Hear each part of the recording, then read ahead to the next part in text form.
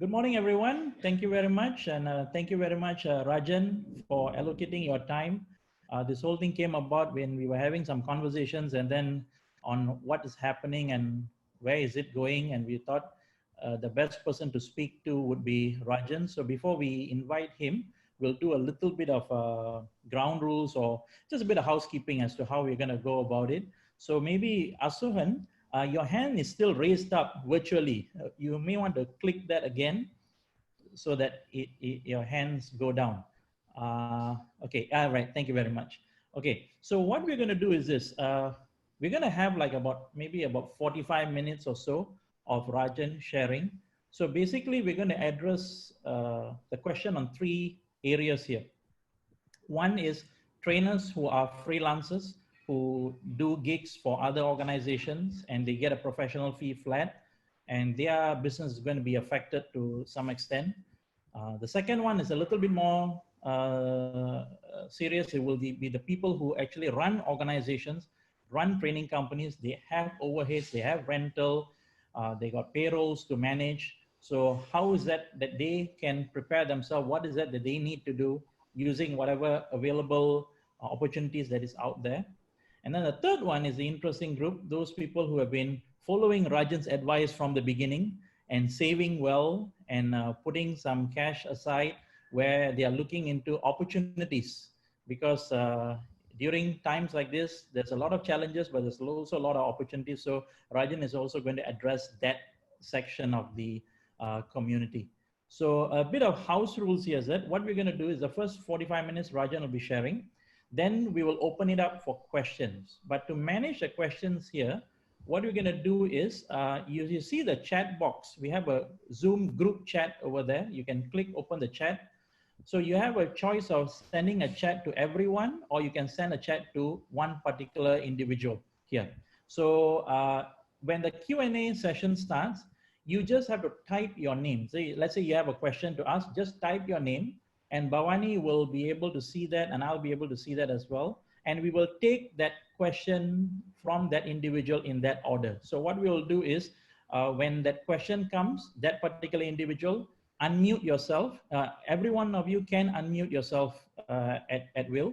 So you unmute and then ask your question, then mute again, and we'll let Rajan answer that. Also, the other thing is we would like to have minimal distractions. So if you want to turn off your video, you are free to do that. Your profile picture will be fine, especially if you're holding a cat or a dog or people walking in the background with minimal clothes. All right. If any. If any, okay. So we just want to manage that on the Q&A. So there is a raising hand option. So later, Rajan will be asking some question, or should I just ask the question right now, Rajan, on the three categories? Yeah, you go ahead. You take control. I just want to be able to see line by line. Just make sure that when you ask the questions, everyone responds, but only responds one time. So run through the three categories so everyone can figure out which of the three they fall into the most. And then each person gets one vote. No indelible ink, but we trust you, only one vote. Okay. So I'm going to ask the question first on the two categories. The third category, I'm not going to ask you. So you know who you are. But mainly is the first two categories. So I like to just, you see there's a raise hand function next to your, if you go and click on participants, there's a participant box that comes out. So you can choose to mute yourself over there and you can also raise your hand. Hang on, let me just find. Okay, can you find the raise your hand function there? Yes, that's the raise your hand, the blue raise your hand function. Okay, so I like you all to everyone right now just to raise a hand for housekeeping. Raise your hand. I'll do the same. Raise hand. Let's see if everyone has done that. Jega, you haven't raised your hand, but you're the boss, I guess. Anthony hasn't raised his hand. Okay, Dr. Lawrence. Yeah. Quite a few people at the end haven't raised. Okay. So Bavani is a host there, and a few others. Okay, those who are on the phone, they won't be able to do it. If you see the number, Okay, Yeah. so I guess those who are on a handphone, why don't you just physically like wave at us so that we know that we can count you as well. But they are Lawrence, joining good. via audio. They can only hear the audio. They can't see the video as well. Okay, got it. Yeah. So Okay. maybe. Now everyone, lower your hand, please. Everyone, Yeah. lower your hand. Okay. Okay, great. Thank you very much. Lower your hand. Okay, I'm going to ask the first question. We would like to know how many of you here are actually, Jeremy has not lowered your hand yet. Okay, thank you. How many of you here are actually trainers? In other words, you are a single operator, probably you operate from home or maybe a small office, but you are the only overhead in your company and you do a lot of gigs either directly with the clients or maybe with training providers. Can you raise your hand, please?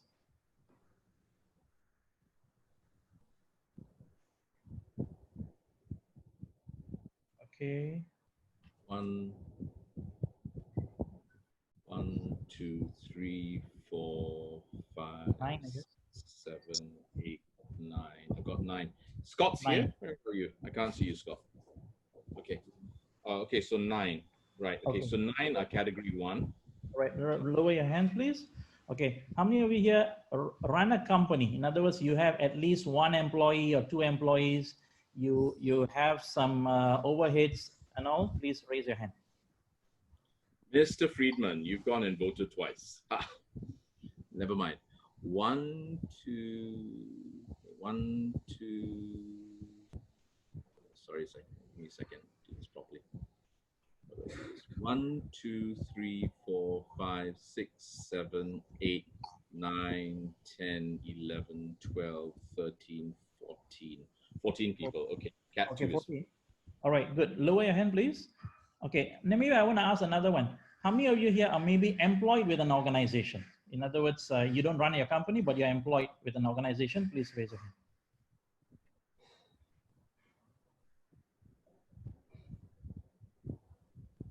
No one is employed? One, Yes, only one. Okay.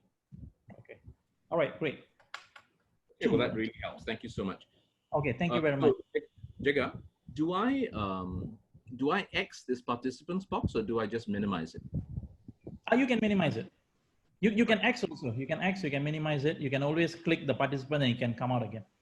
Okay. Dr. YKK, hi, I can see you lurking there at the bottom of my screen. Okay, so Jega, shall I start? Yeah, I'll just introduce you. Okay, guys, thank you very much. So today we have Rajen Devadason, CFP, Certified Financial Planner, renowned author, speaker, columnist for the New Straits Times and a few other media. He's also the licensed financial planner with Manulife Investment Management Malaysia Berhad. And more than anything, he is actually a professional member of the Malaysian Association of Professional Speakers. So we are very thankful for Rajen for allocating his time. He is busy, although in a partial lockdown mode, he is busy with his clients via Skype and all other media, because everyone is asking what to do and they go to Rajen on what to do. So today we managed to get hold of his time. So thank you very much, Rajen. And Rajen, the network is yours. Thank you. Thank you. Oh, someone's not that's muted. Scott. That's Scott. Okay. That's Scott. Yeah, maybe don't use Scott. Okay, now I have to tell all of you what very often I say from the platform, that right now I'm not speaking to you from a position of strength. The truth of the matter is I'm expecting a 60 or 70% drop in my own income for March, and then from that base, I expect another 50% drop in April. So I certainly can't last indefinitely. None of us really can. But the view that I have, and you are welcome to agree or disagree, but it's important that you actually understand my views, because most of what I talk about today will be based upon that likely outcome, the way I see it. If you disagree, then some of the things that I talk about, you can just toss out because it'll be irrelevant, because I will end up becoming totally wrong. But other things I think are genuine principles that will be very, very helpful. Okay, so essentially what I see happening is the world's markets are likely to go from bad to worse And I am particularly concerned about what's likely to happen this week. Now, it's Monday for us, it's Monday daytime for us, but the most important economy in the world, the US economy, it's nighttime. It's nighttime or it's in the wee hours, etc. No, I don't think we've hit wee hours yet.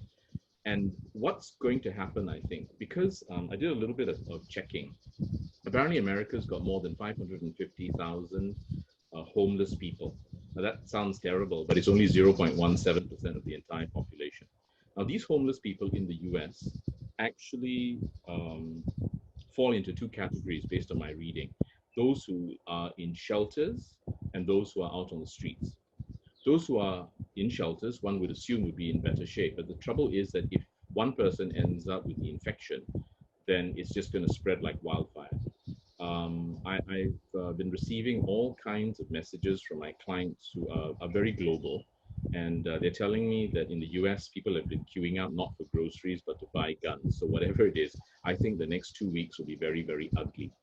I'm letting you know this because for those of you who are in the investment market, you know that the last couple of weeks have been very, very rough as well, particularly the last 1.5 weeks or so. So my initial advice right now is go to cash. If you are if you're taking down notes, you're going to find that I am repeating this time and time and time again. Go to cash. For those of you who know me well within the maths fraternity, you've heard me speak ad nauseum over many, many, many, many years about the importance of establishing what's known as an EBF, an emergency buffer fund. Right now, it's a little bit too late because almost none of us has excess income. All of us, I think, will be running on a deficit right now. So now is the time to actually lean on our reserves. The problem, of course, is if you have been very good at investing, but you haven't been very good at saving, your cash reserves may be fairly low.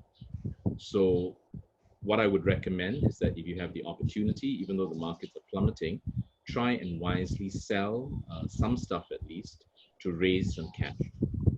It's going to be almost impossible to sell like real estate and get money in any kind of reasonable time. But if in the investment real estate space you bought REITs, I think things are actually going to get much worse before they get better. Having said that, I want you to take heart. It is possible that we will go into not just a national recession, but also into a global recession. That's number one. Number two, I also believe that if we do go into a global recession, this may actually be the shortest recession in history. The news media are absolutely freaking out. And now there are lots of articles coming out saying that we're back to the 1929 Great Depression scenario. I see a few glimmers of hope. If you go online later, or if you can multitask and go online now, you'll find that China's infection numbers are actually dropping off. South Korea seems to be in pretty good shape. The worst country in the world, Italy, had hundreds and hundreds of deaths yesterday, but that number is actually significantly lower than the day before. So it's not all doom and gloom. It's really important that you retain a sense of perspective because the news media over the next 7 to 10 days will be showing you all kinds of horrifying photographs of videos, etc., from the US. Now, if we who are generally far away see something like that in America and we get freaked out, imagine how the Americans will feel. Very few Americans are like Scott Friedman, who's here now. He's a good friend to many of us. And it's a good thing I set my phone on silent. I've got a client who's normally very nervous who's calling me now. So I will focus on you. I'll deal with him later. But as far as the US is concerned, it's going to be bad news. This, I think, is going to freak out people on the ground. And because people on the ground are going to get worried, I think the American markets are going to get hit very, very, very badly. If the American markets are hit badly, what will happen is global markets will tank as well. So I think we're going to be looking at a very, very, very steep drop. But if you have an investment time horizon that is even medium term to long term, I think you would be okay. Now, that doesn't mean I think you should basically just smile, stay fully invested, and go all the way down to the bottom, and then wait for things to come back. You can do that. The advantage of doing that is you will not miss any of the fabulous days in the months ahead when the market flies. Whereas those of us who have moved to cash will probably miss out on the best opportunities in the recovery. But I want to explain to you a mathematical asymmetry. For those of you who are mathematically inclined, you're going to get that straight away. But for those of you who aren't, just bear with me. If you have $100 invested and the market drops by 10%, your investment will drop from from $100 down to $90. Very easy to understand. But for you to get back to break even, you are not looking at a 10% gain. You actually need an 11.1% gain, because you have to go from 90 to 100. You have to gain 10. 10 divided by 90 is 11.1. Now let's take it even further. Imagine you have $100, but the market drops 20% and it drops to $80. To go from 80 back to 100, you need to get $20, which is 20 over 80. It's a 25% gain. If the markets fall 33% down to $67, you need to gain a 50% gain. You need to have a 50% gain to get back to break even. If the markets drop, I'll stop after this because I'm kind of freaking people out. If the markets drop 50% from $100 to 50, you actually need to make 100% to be able to get back. And I'm not saying that can't happen. I'm sure the world economy will power through. For those of you who have clients in the hardest hit sectors, I'm going to obviously just talk about the sectors in a while, but I want you to understand the asymmetry of investment recoveries. Because of that asymmetry, I recommend very strongly that you go to cash as much as possible. Now, I know that if you've never listened to my material, or you have and you haven't acted, which is fine, I mean, there's no reason for you to do that, then now's a little bit late. But we will go into recovery. And when we do go into recovery, hopefully the painful memory of what we would have gone through in the next few months will be sufficient to catalyze us into real action. Now, I'm just going to do a couple more things. I'm going to cover the industries that are obviously hardest hit. I'm going to talk about those, then I'm going to talk about how I think some of them will actually recover and others may not recover for quite a while. And all of us here are speaking so that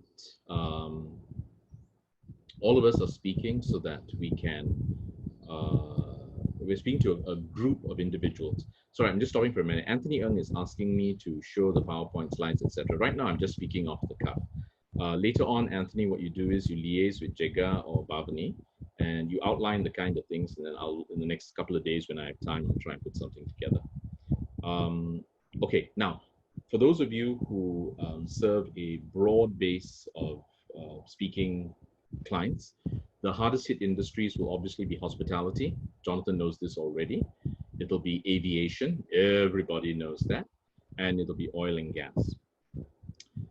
I don't think this crisis, particularly as far as the global numbers of the COVID-19 infections go, I don't think the very worst of it will last longer than 2 or 3 months. I think it's going to be very steep, very tough, but I have reason to believe that things are going to be all right. And if it's 2 or 3 months, this is now March, by about May, maybe early June, there will be very clear signs of the economy starting to pick up. However, the stock market has a tendency to run ahead of the real economy. So if an economy is looking hot and the market starts to come down, economists generally look at that as a leading indicator of the economy. And usually, not always, the economy follows suit and it comes down later. Right now, the stock market's overreacting. And even with all the national lockdowns and near lockdowns like the Malaysian MCO, we haven't seen the worst yet, but it'll be short term. I think by about July or August, markets are going to be roaring back. We will actually be in really good shape. So the question you got to ask yourself is, are you able to sustain yourself over the next 4 to 6 months? 4 to 6 months.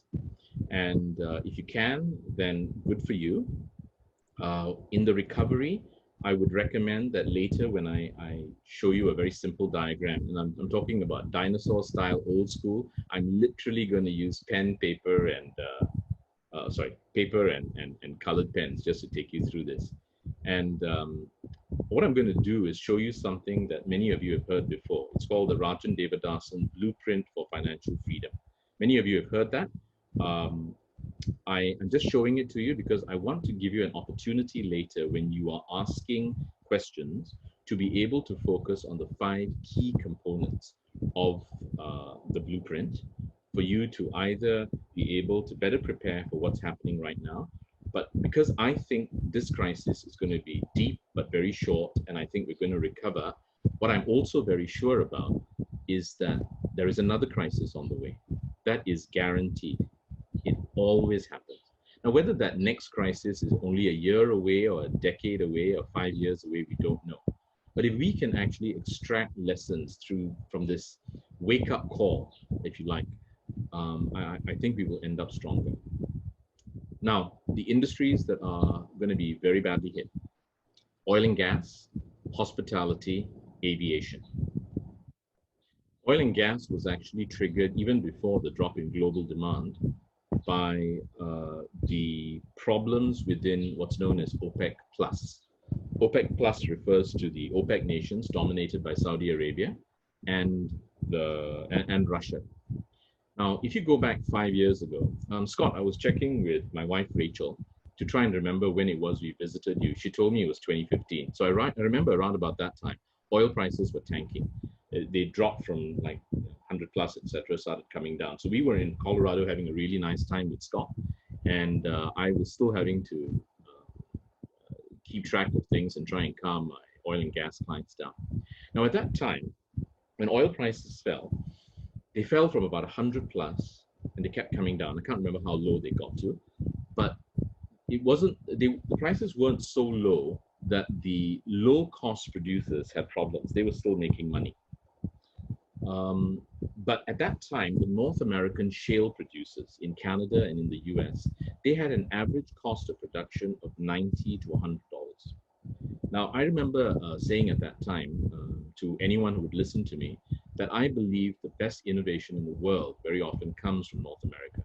And I said, and it was just a prediction on my part back then, that the shale producers would be able to bring down their cost of production.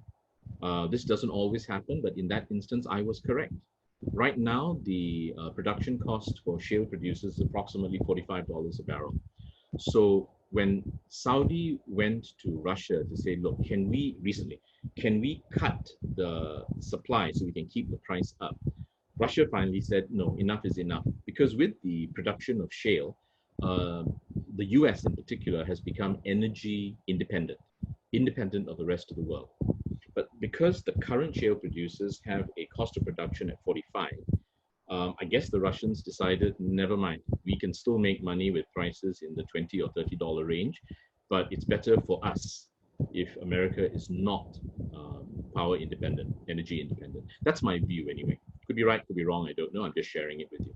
So when we finally recover, and I expect us to see some level of market recovery in May, I expect to see some kind of market recovery. I expect to see some kind of economic recovery by about. I'm sorry, Sumati, you keep waving at the screen. It's throwing me off. So because you're at my bottom right hand side, don't do that, please. Okay, so where was I? Oil and gas. Jigar, you remember the last thing I said? You blanked out as well, so let me just continue. Okay, so we basically got oil and gas. We will recover, but I think the structural reasons for oil staying low will remain there. And low oil prices mean that those of you who service the oil and gas industry, I don't think you're going to get very much business. So I suggest you strongly look to diversify your base. In the recovery, aviation and hospitality also hit, right? I believe aviation is actually going to come roaring back because there's going to be so much pent-up demand for travel, and it'll be against a backdrop of low fuel prices. That's actually going to be very, very good. What else? And in terms of hospitality, you know, when you talk about delayed consumption, there's two types of consumption. There is consumption that is cumulative, so you can make it up. And then there is consumption that is serial. Not cereal you eat, but one thing at a time. I'll give you an example. It's not original. I read this, I think, a few days ago. If you have a habit of heading into Starbucks every morning, and in Malaysia, you know, it's kind of sad. You know, we take so many things for granted, but right now, just less than a week of the MCO, the Movement Control Order, and most of us are going stir crazy. So I must say, some of you are looking very, very dangerously comfortable. Like, you know, don't get too comfortable because it's not going to stretch forever. But by the way, I'd actually be very surprised if our MCO ends on March 31st. I would like it to, but I don't think it's going to do that. There are a lot of articles in the papers today saying that we actually need a 6-week MCO. So you want to put in contingency plans. Remember when I said sell assets, raise cash?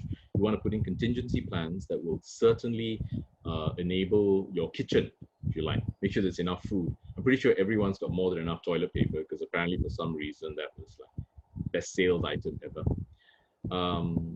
But I think from a Malaysian perspective, if you're wise, maybe just plan till the first week of May for things to not quite return to normal. And then if I'm wrong and you've got too much stuff, good for you. Okay, Jega Bavani, because you're not muted, I'd like to move on and just show everyone the Rajen Devadason Blueprint for Financial Freedom so that I can lay the groundwork for the questions. Is there anything that I kind of started on and I stopped, or can I do that? Anything you'd like me to cover before I move on to that? I think you're fine. You can carry on. Okay, Bhavani? Yes, please go ahead. There's just one question. Is this a good time to buy? And Anwar, louder. What is it? Where is it coming from? It's under chats, is it? Yeah. Tanis and Anwar statements. Tanis, is this a good time to buy? I don't think so. I certainly believe that you should be buying. But right now, I think the priority is to go to cash and to try and ride things out. For those of you who want to buy and you've got so much excess resources, if you want to go into the market and do some nibbling, you know, when I look at my international stocks, companies that I buy, mainly in the US, I always like good, solid, regular dividend payers. And the older I get, the more I want dividends coming in from great stocks. I was a young adult. I was 23 years old in London when the October 1987 crash occurred. So I was interested in the market, but I had no money and I wasn't invested in the market. Then I came back from England in October 1989, and then I started work first with TV3 and then with Malaysian Business Magazine. I had a wonderful time with Malaysian Business Magazine from mid-1990 to mid-1994. My degree's in physics and computing, so my economic business training was actually on the ground, talking to people far smarter than I was. And so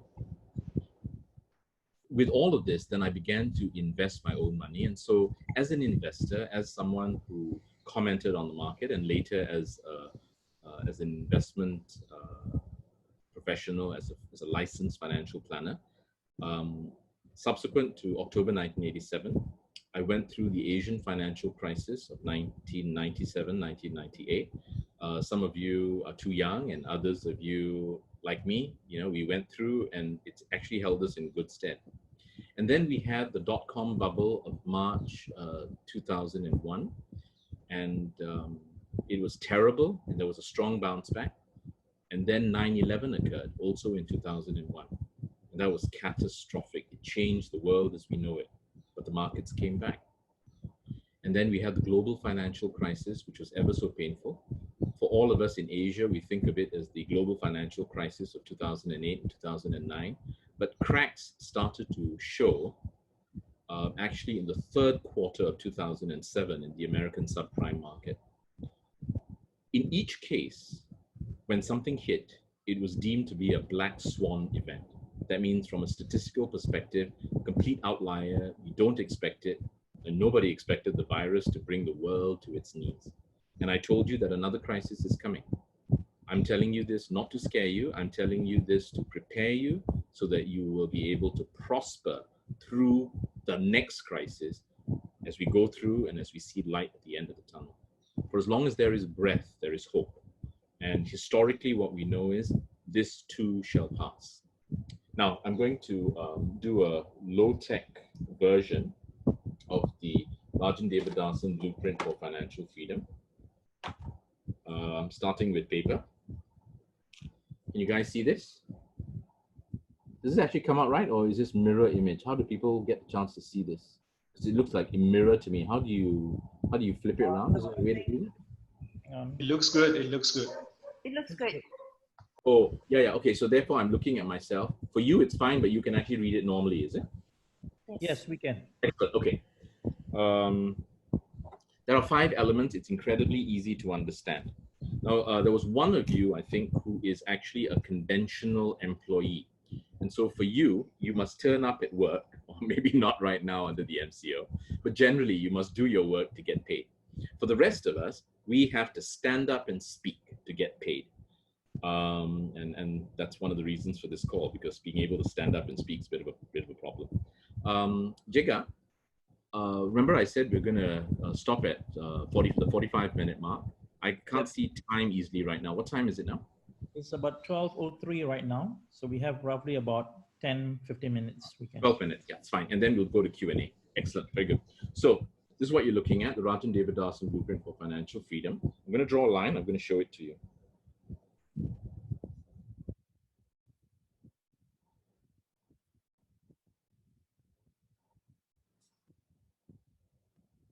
This line represents your active income. You turn up at work, and so you actively work to generate your money. All of us, whether we be in crisis mode or not, all of us actually want to maximize our active income. And when things recover, the way for us to maximize our active income in the years ahead is to actually make sure that when the next crisis comes, you are able to increase market share when everyone around you is falling by the wayside. I know it's very, very unfortunate that what I'm telling you right now at this juncture, I will move on to more relevant things for this crisis. What I'm telling you right now is forward-looking, but we will get through this crisis. I want you to take heart as far as that is concerned. But even if we get through this crisis, you don't want the crisis to be over so quickly that you don't draw any key lessons. So we all want to maximize our active income. And the way to do that is to actually invest in ourselves. This, what's up here, not the assets that we have in our portfolio, not even the business that we own, but what we have up here is our greatest asset. And if this is our greatest asset, then what we need to do is to continue to increase the value. So my recommendation, again, not in crisis time, but all the time, is for you to take 3% of your active income and to set it aside for you to always, always, always invest in yourself. Buy the books, spend money on training, do whatever's required. Now, obviously, I'm preaching to the choir right now because, you know, we're all in the training business. We all understand the importance of lifelong learning. But for completeness, I'm just saying that. So I've got active income here. The next element is what's known as operational expenses. Operational expenses. Jega, can you see that? Writing's terrible, but can you make it up? Okay, good. Now, ideally, you want your active income to be more, hopefully much more, than your operational expenses. What are your operational expenses? Your operational expenses are where you actually pitch your lifestyle. Bavani, for this community, maybe leave out the foreigners who are joining us from the US and from Singapore and elsewhere. Just the Malaysians, based on whom you can see. Can you just give me a guesstimate as to the average monthly active income? I just want to use that as the base for the rest of I may be the wrong person to ask this. Jega, could you help out? Yeah, just give me a guess. I just need a number. Guys, I think this is Ray here. I think we can safely say about being trainers and all, maybe 20K as an Average, average, 20? Yeah, average monthly, maybe 20, 25. Yeah, Raymond, thank you. So, Yeah. thank you. Jaga, does that sound reasonable, or can I bring it down a little? That's Raymond's income. So I think I'm looking at it from everyone's perspective. I think maybe about, if you're taking into consideration individual trainers who are conducting, it can be anywhere between maybe about 6 to 10,000 possibly. Okay, thank you very much. Excellent.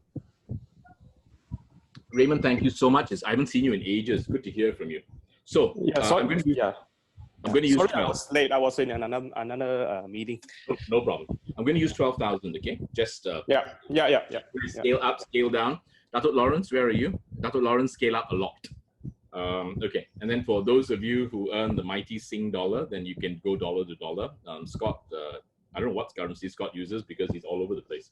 So let's use 12,000 as an average. So we've got 12,000 active income.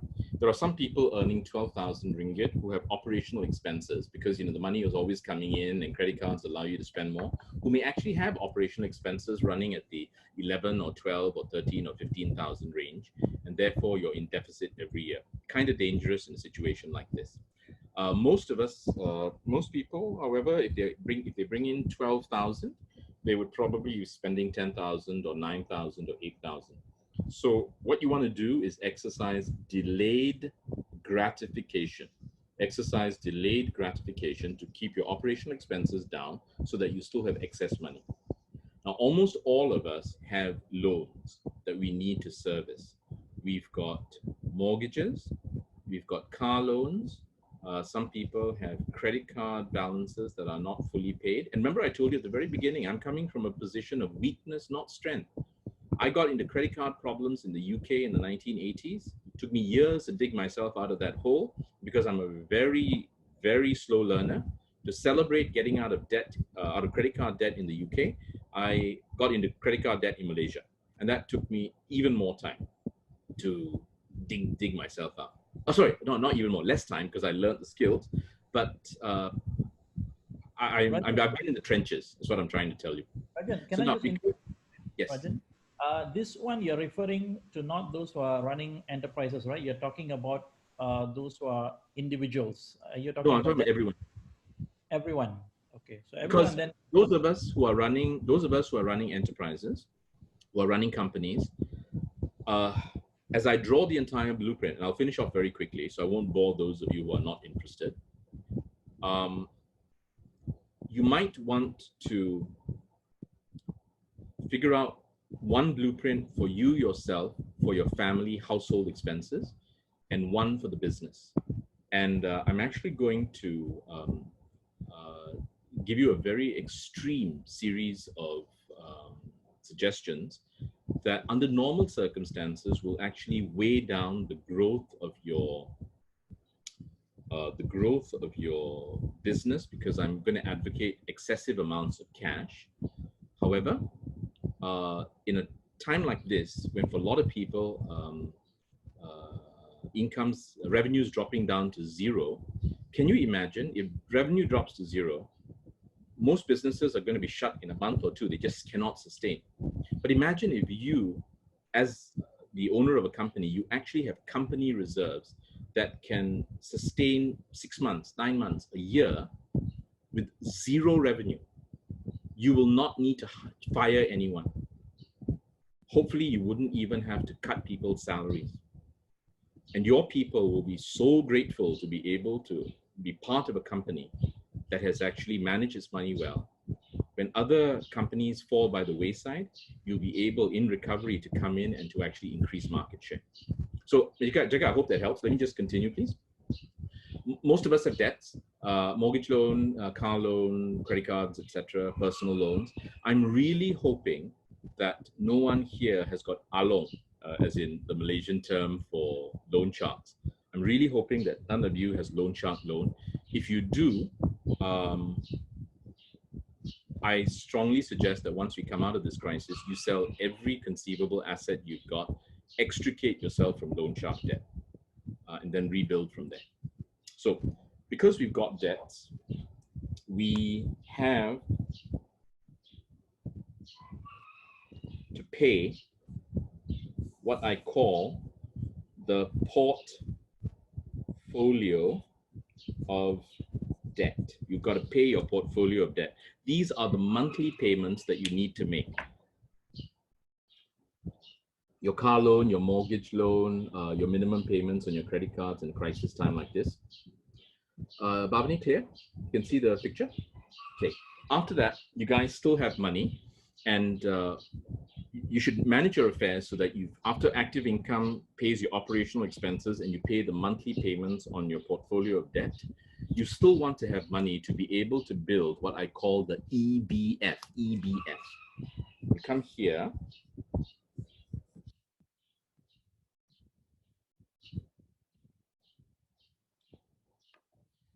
And the EBF stands for the Emergency Buffer Fund. Emergency Buffer Fund. Okay, I'm going to stop for a while. I'm just going to talk to you. If you are prepared, okay, I don't want to sound like I am blowing my own trumpet, okay, but I want to just read something from a client of mine who is a pilot with Emirates, based in Dubai. A Malaysian pilot based in Emirates, Dubai. Last night, when I was on a conference call with two clients, husband and wife, it was a very, very long call. Jonathan, this was not the call with you. This was with another client later at night.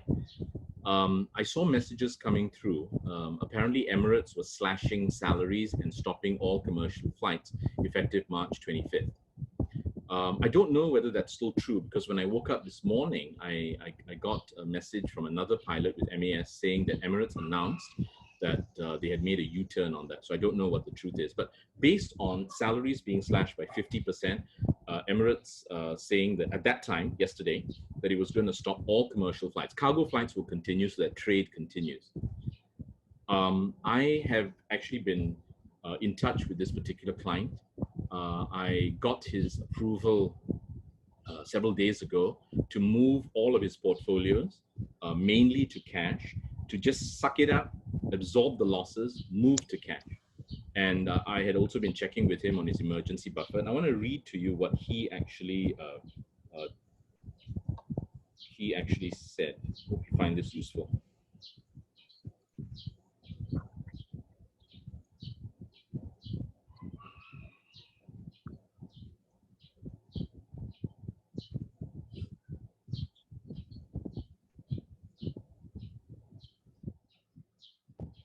Okay, his wife's name is Jaya. They've got two boys, Christian and Tristan. So I told Jaya and the boys not to worry. Told them financially we will be fine. Emirates is a strong company, so job security will not be an issue. I also told them that thanks to Rajen Devadason, who inculcated and educated me on financial literacy, we have an emergency fund. This is precisely what I'm showing you now, the EBF. We have an emergency fund to depend on. And then he goes on, but also to make sure we tighten our belts during these trying times. You know, I woke up this morning to a whole slew of bad news. There were only 2 bits of good news. This very comforting message from my client. And you guys can, I think, either go to Bloomberg or CNBC later, try and dig up an article that came out today where basically China is beginning to show real signs of recovery. And, you know, take comfort. This crisis will pass and we will come back stronger. Let me continue the diagram. EBF, Emergency Buffer Fund. These are the guidelines. For the one person among you who is a conventional employee, your guidelines for the emergency buffer are you want to have 3 to 6 months of normal expenses. And if you think about it, your normal expenses every month are your operational expenses plus your monthly payments on your portfolio of debt. That's pretty much it. That covers everything as far as expenses go. And Jagat, that is why I said there should be one blueprint for you yourself as the head of the family or as a contributing member of the household. And there should be another one for the entire household if you're aggregating income with spouse.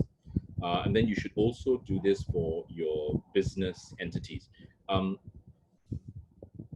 I made some really big mistakes when I first started my company, RD Wealth Creations in Dirham. And after a few years, I realized that, this thing is not sustainable. So I slashed the embedded expenses within RD Wealth Creation to the bone and then be right down to the marrow. And I have a company and I also have a sole proprietorship. My sole proprietorship, ironically enough, brings in a lot more money. But when you see like my name in the press or whatever, it's usually CEO of RD Wealth Creation. But the thing about RD Wealth Creation is I've got my embedded expenses down so low that even if my revenue drops to zero in this crisis, the company account has enough money to sustain, I think, 12 to 14 months, zero revenue. Now, I'm not saying this to brag because trust me, I have made so many mistakes. I continue to make lots of mistakes. If my view, that by August things will come out, I could go under as well. There's no guarantee in this world. But if you put in place actual strategies based on sound principles, you will end up in better shape. And for those of you who are the heads of your family, now is not the time for you to show anyone else in your family that you're freaking out. You need to basically put on a strong front. You have to exercise individual leadership. You have to be there to show calm. Because if you don't do it, who's going to do it?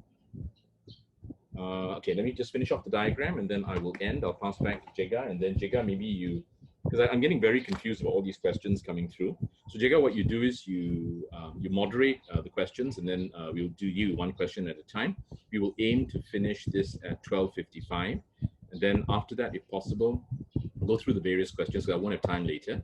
And if people are asking for more information, etc., I can actually put together a note, and you can print it up and put it up. Will that be all right? Okay. Jega, you're very soft. I can't hear you. Just speak. See? Can you hear me? No. Yeah, I can. Okay. Have I been okay volume-wise? How can you hear me? We are about 12:20 now. So maybe it's okay. Wrap up in about 5 minutes, then we can open for questions then. Yeah. I mean, basically, I'm almost done. Okay, great. So let's do this again. We all want to grow our active income. So we should do. We do that by working harder. We do that by working smarter. You want to exercise self-sacrifice. You want to exercise delayed gratification, and therefore you want to keep your operational expenses reasonable. You want to manage your portfolio of debt. Oh, actually, I'd like to ask a question, but Jega, I'll ask you to settle the hands up and down, and then you count, so I don't have to look at the chat because it's very distracting for me. How many people do we have with us right now? Is there a number? 57. 57. Excuse me? 57. Cool. Okay, so I don't want to embarrass anyone at all, but just those of you who are entering this crisis with zero debt, please put up your hand. Zero debt. Put up your hand.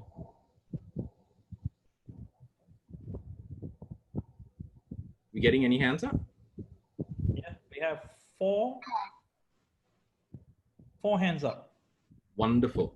So for the four of you, congratulations. Later, when we go into the Q&A, I'd like to basically talk about how you can actually come out wealthier at the end of this. But for those of us who actually have a portfolio of debt, you realize that if the portfolio of debt is large, you're under a lot of stress. If your portfolio of debt is small, you're under less stress. And therefore, I recommend that if the next crisis is not, 6 months down the road, but we actually have, say, 2 to 10 years or whatever before the next big crisis, may I strongly suggest that you try and go to zero debt. Some people have had such bad experiences with credit cards that they no longer use credit cards, they only use debit cards.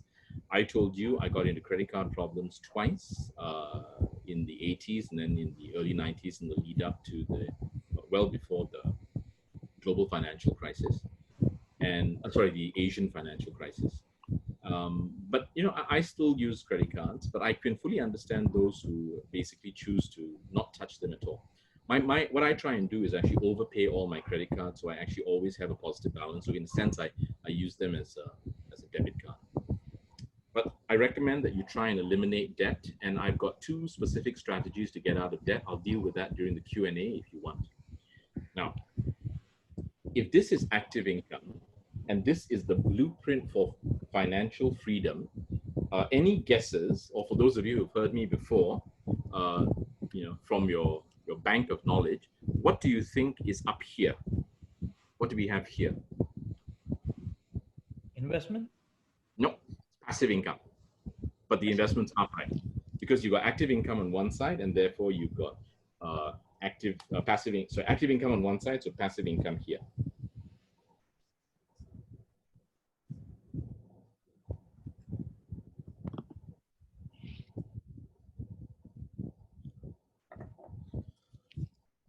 Your passive income will come from 4 sources.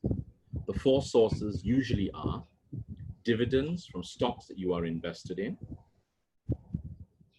distributions from unit trusts, portfolios or investments you have, rental from property that you own. A sort of hybrid version might be if you are invested in REITs and the REITs give you distributions, real estate investment trusts. If you have any questions, I will tell you about that later. But the REITs basically will generate passive income for you that flows from the net rental collected, maybe from hospitals, maybe from warehouses, maybe from hotels. That's the sort of thing. So what do we have so far? Dividends.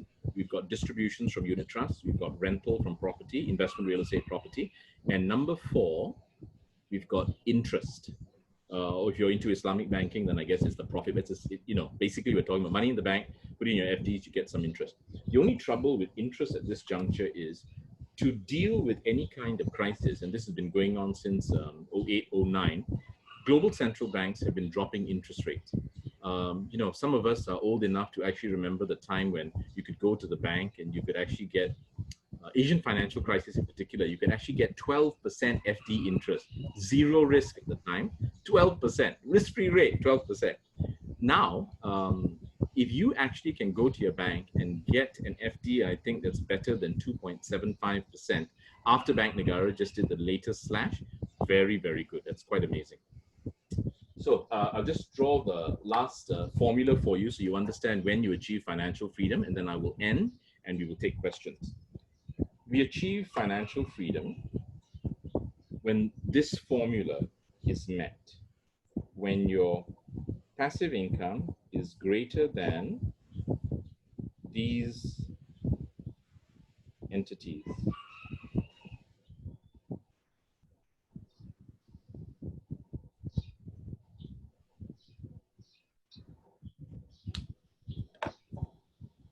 This is the formula. Those of you who are old school enough to write it down, I'll keep it up. You've got PI greater than OE plus RPOPOD. What do I mean? You will achieve financial freedom when your passive income is greater than your operational expenses. Now remember, you need to do this for yourself, and then you need to do another blueprint for each of your businesses. You guys with me? Passive income is greater than operational expenses plus your regular payments on your portfolio of debt. Now imagine if you eliminate your portfolio of debt, then it's zero. You've got no payments, and then you have your passive income only needs to be greater than your operational expenses, and then you would have achieved financial freedom. So everyone, thank you for listening to me. I want to say you're a captive audience, but not. You can actually go off anytime. But Bavani has actually been controlling. I think you've been muting yourself as well. Oh, Bavani, you muted everyone, right? Okay, so I'm willing to take questions. I'm ending the formal part of the presentation, and I'm sure I don't have answers to every question, but I'll try and answer what I can. So, Jega, over to you. Right, okay. We'll take the questions. There's one question that came from Michael. Michael, Yes. You can unmute and ask the question if you want, or since you have put over there, we'll just read that question. Michael asked the question here: what were some of the expenses that you slashed? You know, remember when you were running RD Wealth Creation, you said you slashed to the bone.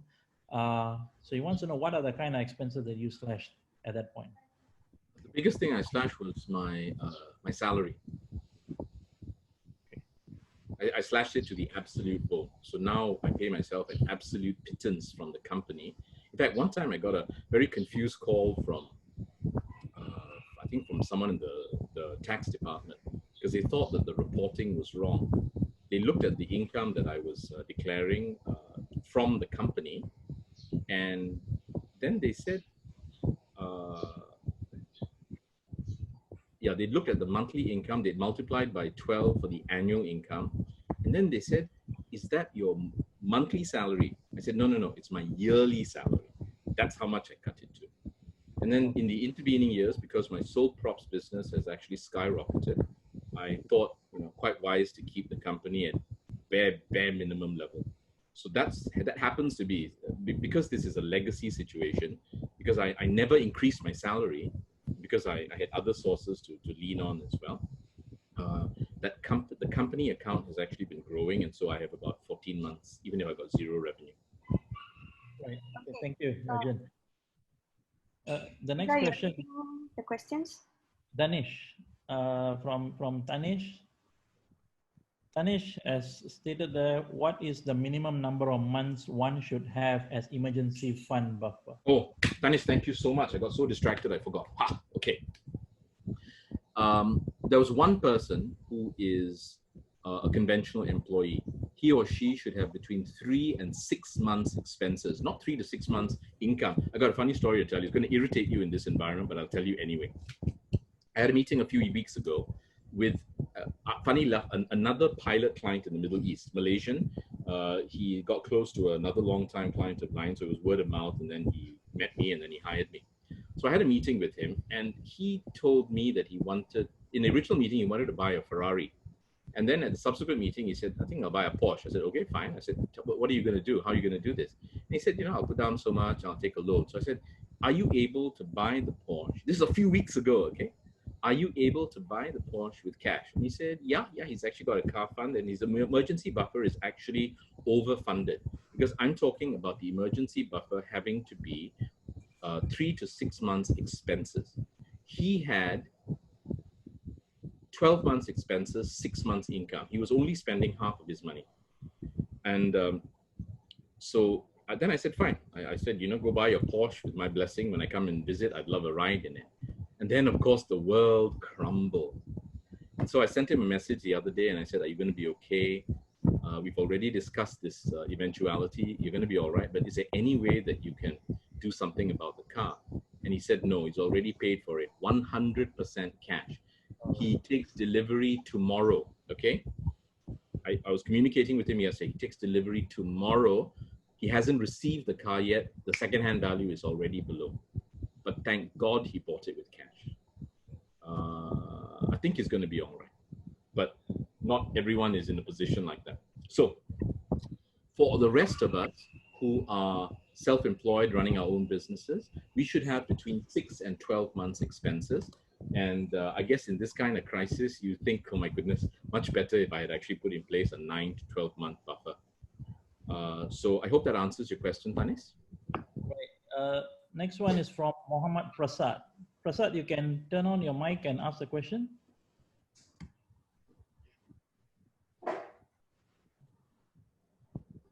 Prasad, are you there? Prasad, you can type out your questions if you want. Okay. Is he there or has he left? For now. Okay, forgot the question. All right, fine. We'll move on to Johan. Johan, why don't you ask your question? Let's try a live question. All right, let me do the live question.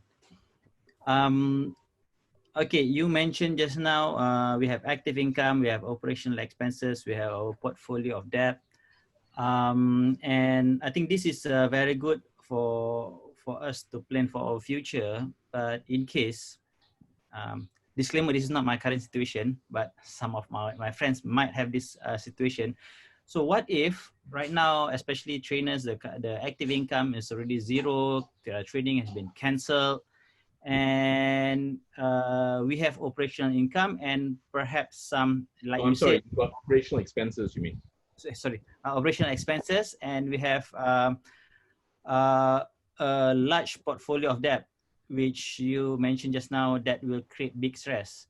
What is your best advice to these people? Two things. Number one, contact all the FIs, all the financial institutions with whom they've got loans, and ask to have all of them recalculated and rescheduled. Do your level best to defer payments with the permission, not I decide I got no money, I'm not going to pay. Get the permission of the bank to delay payment or to restructure loans so that the monthly payments are lower. That's number one. Number two, I started this off by saying, go to cash.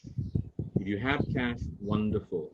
If you don't have cash, sell stuff. Sell anything you can. Sell your books, have a yard sale, whatever else is possible. Once the MCO is lifted, if you feel that it's going to take another 3 months for the training business to pick up, don't be proud. Go get another job. Let me show you the diagram again. I have met Americans who, for the active income, have 3 jobs, 1 full-time job and 2 part-time jobs. A few years ago, I remember writing about this in one of my financial planning columns. Right now, if you want to just track what I'm saying, I write the financial planning column for the New Sunday Times. So, if you want, you can buy the paper. It's in the vibe section. And I was also the first financial planner interviewed 12 years ago when BFM radio first started. And I did a phone interview with BFM a few days ago. So I think if you go to the podcast section, you'll have more than 50 things. But I have consistently said that there's nothing wrong with having a second job. There's nothing wrong with having a third job, especially if we are in debt, and if we can make one debt disappear, and then the second debt, and then the third debt, and then the fourth debt. Now, a question that I actually want to answer, Johan, that's about all I can say about this at the moment. There's obviously the third opportunity, the third option, which is for your friends to basically go and see who their real friends are, or their wealthier relatives, and ask if they can borrow some money. But the trouble with borrowing money in a situation like this is that in the long run, you can't clear your debt from borrowed money. You have to increase your income. Now, a question that I would like from anyone is actually how to structure a rapid debt repayment program. So, if that's helpful, just if it's something you want to know, just ask it. Jaga, next question. Yeah, okay. I have one Zohrab here, but I think before that, I would like to have you answer this question. You mentioned just now about the next crisis you're expecting after this, but you never got into it. What was that?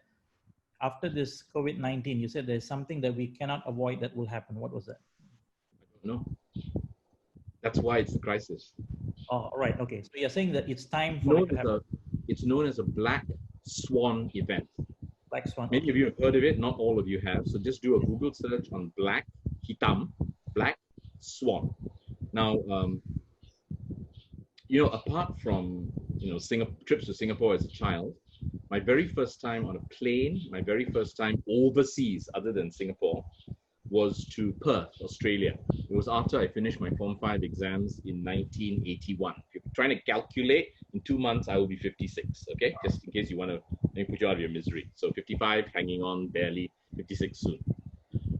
Now, in Perth, there is the Swan River. And in the Swan River, you actually have something called black swans. And they're called black swans because they're black swans. Most swans are white. For those of you who know London very well, if you go into Hyde Park, you go into the Serpentine, you will see white swans. But a black swan is deemed to be a very rare event. What's happening now in the global economy is that we're finding that these black swan events are happening more and more frequently. And every time a crisis hits, for those of you who are statisticians, or at least you've done some statistics courses and you still remember a little bit, when it comes to a black swan event, it is deemed to be a very, very unlikely event. Some people have calculated that for this thing to happen, you'd have to wait 1 billion years.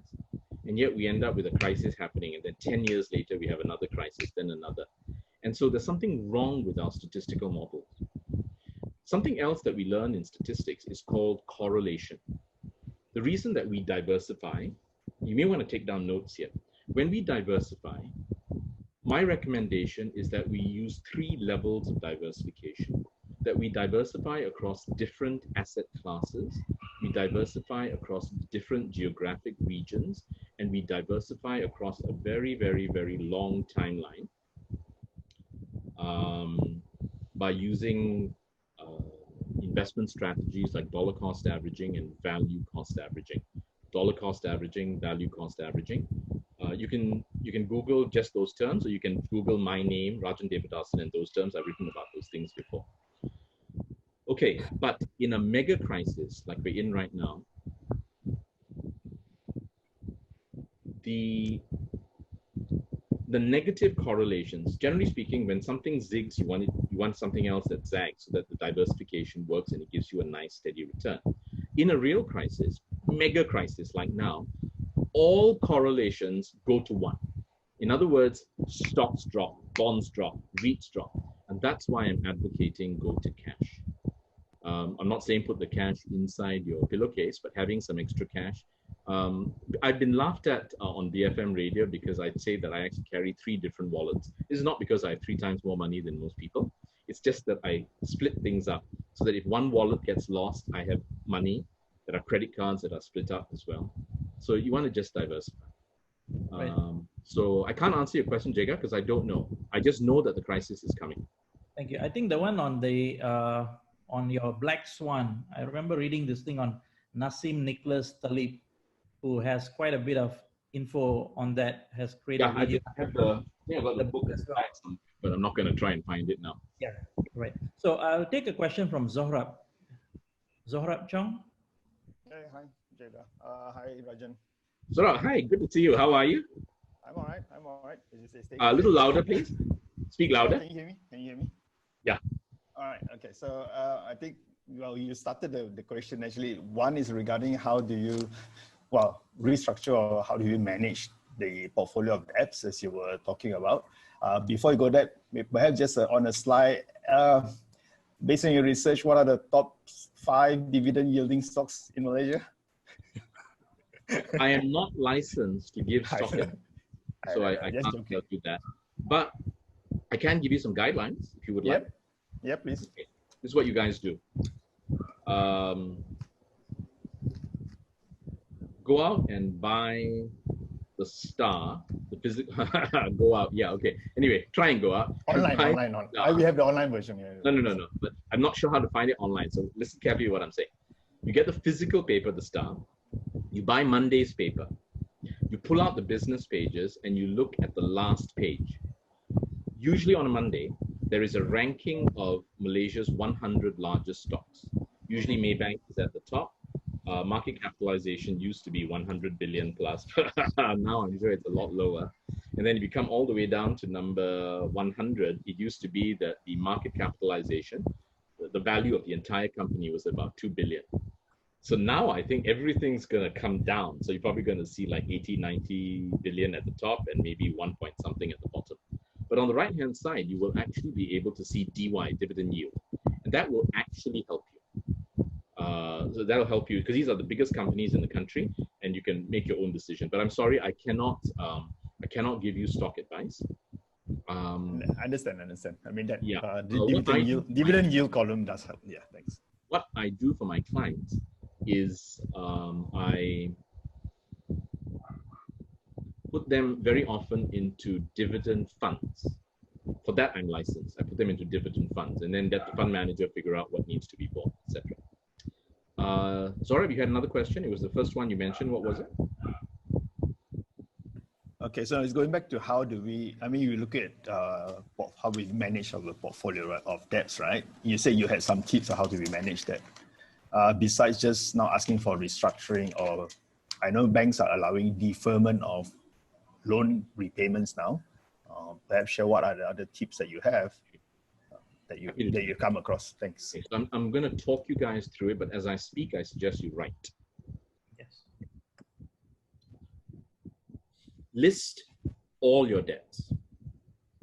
1 to 3, 1 to 20, 1 to 50. I don't know how many debts you may have, but let's assume that you've got 5 individual debts, okay? So you do 1, 2, 3, 4, 5. You write a description of the debt. You work out or you find out what is the current amount owing. Then you have another column. You calculate the annualized percentage rate, the APR. Now, the reason that I mention it is the quoted rate on a loan is not the same across the board. For instance, many of you have car loans, correct? And your car loans would typically be, I don't know, when they're quoted, you probably pay like maybe 1.88 up to maybe 3.2% or something. I don't know, but that's round about there. And so people have a tendency to say, oh, very good, my car loan is 3%. My housing loan is 4.5%. Car cheaper, car not cheaper. It's the way that the old Hire Purchase Act calculated interest. Now, this was obviously started long before the days of computers everywhere. I have no idea why they still do that, because I find it highly, highly deceptive. But let me give you an example. Oh, and for those of you who are thinking of buying a car and you have no choice, unlike my client who literally paid all cash for his Porsche in Dubai. And by the way, don't get me wrong, it's not that my clients are all like super rich. I've got clients who are in real trouble. I've got clients who had to save 6 months to be able to set 1,000 ringgit aside. I had the full spectrum. So I'm telling you, from a writing perspective, it's wonderful, because even though I have a small practice, it is like a microcosm of society. And so it allows me to put my finger on the pulse of what's happening. But let's come back to this. The car loan, I recommend that if you have to take a loan, try and go for a 2-year, 3-year, maximum 4-year loan. But you know how they allow you to take 9-year loans on the car now? I think that is sheer stupidity. The car is the biggest item you will buy that depreciates. Why would you want to have a long loan and throughout the entire period, you're pretty much upside down? So if you end up in a crisis situation like this, think about it. People who've taken out a 9-year loan, let's say they did it 3 years ago, and now they've got no money and they absolutely need to get some money, and they think, okay, I'll sell my car. Car prices are going to collapse until we pick up again. Yeah. By the way,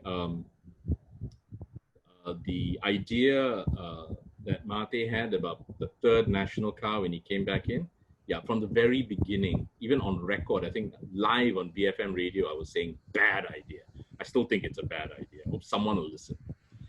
So with a car loan, whether it be for 2 years or 6 years or whatever else, you have the stated interest rate, but it is zero rest. That means if you have a 3% car loan, but you take a 7-year loan, what happens is they just take 7 years, they multiply by 3, they charge you 21% on the entire thing. And let's say you borrow 100,000 ringgit. What happens is you borrow 100,000 here, and over 7 years, you pay it down to zero. I think you all can just track my fingers, right? 100,000, at the end of 7 years, it's zero. So the average amount of capital that you're using is 50,000 throughout the entire period. But you are actually being charged 3% on the 100,000 for the whole period. So therefore, it is actually 6% on that, more or less. And so when you are calculating, when you are putting together, Zoreb, the various debts, make sure that you have everything on an APR basis, annualized percentage rate. Credit cards. Remember in the old days, there was only one rate we needed to worry about, 1.5% a month. Now it's very confusing. 1.5% multiplied by 12 is 18%. So you think, okay, I've got to pay 18% for my credit cards. Problem is daily charges, daily compounding. And once you daily compound, the charges actually become 19.7%. So I don't care what the rates are, but Zorab, since you asked, you are going to list all the debts. You're going to have a description of all the debts, the amount that you have, and the actual APR interest rate. Okay? Now, there are 2 strategies to pay down the loan. Dr. YKK, enjoy your drink. Stay well. There are 2 strategies. One is mathematically more efficient, and the other one is psychologically more effective. I actually recommend strongly the second strategy. But for those of you who are very disciplined and mathematically inclined, I'll give you the first. You take all your loans and you rank them by highest interest rate to lowest interest rate. You meet all your minimum payments, which will be easier after you've gone to the bank and worked out deferment and reduction and all that. All your minimum payments. And then whatever little extra money you can squeeze through taking on a second job, a third job, selling stuff, you whack the interest, the loan with the highest interest rate. The other option is the second strategy, which I think is actually a better strategy, not as mathematically efficient, but psychologically it really helps. And remember, I'm talking as someone who's actually had to struggle through this. I know how painful it is. Here, you use the same list, but now you reorder things so that your debts are listed from smallest to largest. Smallest to largest. You meet all minimum payments, but because you're going to try and squeeze a little extra cash, you then whack the loan at the top, which is the smallest. And because it's the smallest, you will clear it very quickly, maybe 2 or 3 months. And that will give you a tremendous sense of emotional uplift. After that's gone, you take the excess money that you've cleared, say from a second job or just by tightening your budget. You also take the minimum payment that you had in the first debt, you add both together, you add that to the second smallest debt. And now that payment is larger. And you whack that. Maybe you do that in 3 or 4 months. And then you bring it down, and your payments get bigger and bigger and bigger, and you can clear everything. For most of us, it'll be the house loan that's the biggest right at the bottom. So Zorab, I hope that helps. If you want to do a search on it, you can do a search on my name, Rajen Devadason, or just go to the NST site. I've written about it quite recently. What do you do? Rajen Devadason, and then my column is called Money Thoughts. Money Thoughts. You can do that. I've also spoken about it on BFM, so you can go to the podcast site. The other thing you guys can do, which has nothing to do with me, is the Americans call this the debt, D-E-B-T, the debt snowball strategy. The debt snowball strategy. So, you know, I hope that helps, Sora. Thanks so much. You're very welcome. Jacob, there's one last question here. And anyway, what is the time now? Time now is 12:50. So I have another about 5 minutes to go. It's okay. It's okay. I tell you what, I'm fine. Let's go to 105. If there are questions, I will answer. But 105, I have to stop.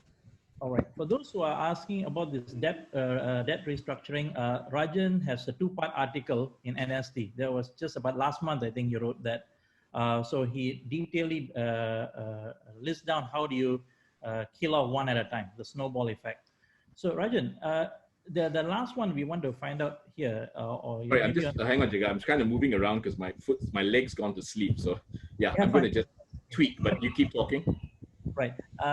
The question here is that for those who have some spare cash, let's say we have already paid off the loan, or maybe you're paying off the loan, you still have about 6 or 8 months of reserve, but right now you also have some, where you're looking for opportunities. What can we do right now with the market being down and all that? Is it the right time to go in, when to go in, or what are the signs that we should look out for to say that, yes, this is probably the time to go in safely? Is there any tips on that? Yes. People like that, in all likelihood, are already invested. So that means they're probably going to sit tight, or they're only going to move slightly to cash, and the rest they're going to ride. If you're already invested, I want you to look at the investments that you have, and today or tomorrow, I want you to sell all the rubbish you have. Everything that you bought because the taxi driver gave you a tip, or your barber gave you a tip, all the rubbish that you have that actually has no bearings, has no fundamentals, get rid of that junk, raise cash. Then in the coming days and in the coming weeks, if you are already a seasoned stock investor, the basic guideline would be, go look at the biggest companies in the country, look at the best dividend yields, figure out for yourself, which companies do you think are going to survive? I mean, next year, will this company be around? 10 years from now, will this company be around? 50 years from now, will this company be around? So when I look at the landscape, I'm not giving stock advice. I'm just, as a Malaysian, I'm just looking at the landscape and I'm thinking, if I do the 20-year rule, I'm not sure whether Elon Musk's Tesla will be around in 20 years. Okay? I'm not sure. Apple, Buffett has said, is the best run company in the world. I think Apple's got a good chance. As a Malaysian, looking at the Malaysian landscape, I would imagine our big banks will be around. I like Maybank. I believe Nestle will be around. I like FNN. I like Dutch Lady. I'm talking about buying the absolute highest quality. And if they also have very decent yields, then that's where I would go. But if you are only going into the stock market for the very first time now because you've got money but you've got no experience, I beg you, please don't. You will get burnt. It's much better for you to use a fund approach so that at least the fund managers will be able to make the stock selections for you. You should, if you are going down the fund approach, then you should actually go and look for a trusted unit trust advisor. Maybe go and build a short list, talk to your friends, get a short list from them, word of mouth, and then see who can be trusted, set up interviews, and be very, very guarded with your money. If you need broader based advice, go to the website of the Financial Planning Association of Malaysia, FPAM, which is www.fpam.org.my, and then just poke around the website. You get names of various licensed financial planners, people who are certified financial planners. Set up a bunch of interviews, and hopefully that will help. But be very careful. Go to cash, hold cash. Cash is very comforting in this environment. Any more questions? I've still got time. All right, anyone else? Any more questions? I think I'll take questions for another 12 minutes. Yeah. Tati, can I have I have a quick question. I'm sorry, are you Tati Hassan or are you Muhammad Prasad? I'm Muhammad Prasad. Prasad, hi. Yes. Hi, Rajan. Just a quick Have question. we met before? I think so, very briefly. I think in one of those MAPS events, I think. Oh, cool. Well, the next time we meet face to face, just come up and say hi again. What's your question? Sure. My question is, you were talking about cash. Going towards cash. I do, for example, myself, I do have properties that don't, generate any income. For example, I got pieces of land here and there across Malaysia, which, literally, other than me owning it, there's nothing much coming out of it. Like I don't get any passive income from those, right? Should I consider letting them go, or what would you think? Very good question, Prasad. Now, for those pieces of land, generally speaking, when we buy land, we can't get a loan for the land, correct? Correct. It's all, those lands are all paid for. So I'm not really in debt for those lands as well. So it's just a matter of should I keep them or not. What is your debt situation? I've got only one debt on property. That's about it. One debt on one house. That's about it. Can I make a suggestion? Sure. In case I am wrong about things picking up in June and really would be okay in August. I don't think I'm wrong, but just in case, if you are able to sell, unfortunately, trying to sell now would be you'd be taking a big hit. So listen very carefully to what I'm saying. Just hold on a minute. Jiga, there's a very good question from Tati Prasad. I want to answer that question. So you find that question, then remind me as soon as this one, I finish answering this one. That one is crucial. Very good question. Okay, so Prasad, if you are able, without losing too much money, to sell some physical assets now so that you can actually pay off your loan completely, I recommend you do that. Because let me show you this, Prasad, again. If you've only got one loan and you've got a whole bunch of assets, then this one goes to zero. And then the number that you need for passive income comes down. And then if you are actually sitting on extra cash, and let's say the next month or two, the markets go even lower and lower and lower and lower, you're going to be able to pick up great long-term assets that generate income for you and your family for maybe generations to come. Right. Okay. I hope I answered your question. Yes, you did. Jiga, what was that question? Who is Tati? Yeah, Tati, you want to ask the question again? So the cash we have, how do we prioritize the usage? Stock picking versus pay off the debts. Which should we do? Definitely pay off your debts. Pay off your debts. With excess cash, right now you just have to prioritize, make sure that you have enough cash to sustain your family, your business. I think 6 months would be more than enough, but if you want to be paranoid about it, take it to 9 months, take it to 12 months. If beyond that you've got cash, pay off your debts. And the way to pay off your debts will be, okay, I gave you the strategies just now, but I suggest that you go from, do the debt snowball, do smallest to largest, pay off as much as you can. The other thing you can do is, which is not something I covered earlier, is for you to actually rank all the debts and then look at the cash outflow per month and then pay off to minimize that. So because if you let's say you've got 5 debts and the payments are like 5,000, 4,000, 3,000, 2,000, etc. And you have enough money to get rid of the top 2 in terms of the amount you're paying out. Suddenly you've got 5,000 gone and 4,000 gone. Your cash flow improves by 9,000 ringgit a month. For me, that's a lot of money. So Tati, thank you for a fantastic question. Pay off your debts. Don't bother about stock picking right now. So that means even if you see the stocks are doing at a very good thing, let's say you've been reading the numbers and you say that this is a good time to get this particular stock, you still prioritize paying off your debts before. Yes, but if you are really, really itching to go, then I would say look at your excess. Remember, this is in addition to your 6 to 12 month buffer for yourself, your family, and for your businesses. On top of that, you still have money. I would say maybe 75% of that excess pay off debt, 25% go stock picking. All right, okay. There's a question here from Kam. What will happen to Malaysia if the US economy crashes? Wait. Kam as in Datuk Lawrence, is it? Is it from Datuk Lawrence? No, I'm not sure. I think that's Dr. YKK or Mr. No, Dr. Lawrence, sorry. I think it's Dr. Lawrence. No, it's not. Dr. Lawrence, KUM. Oh.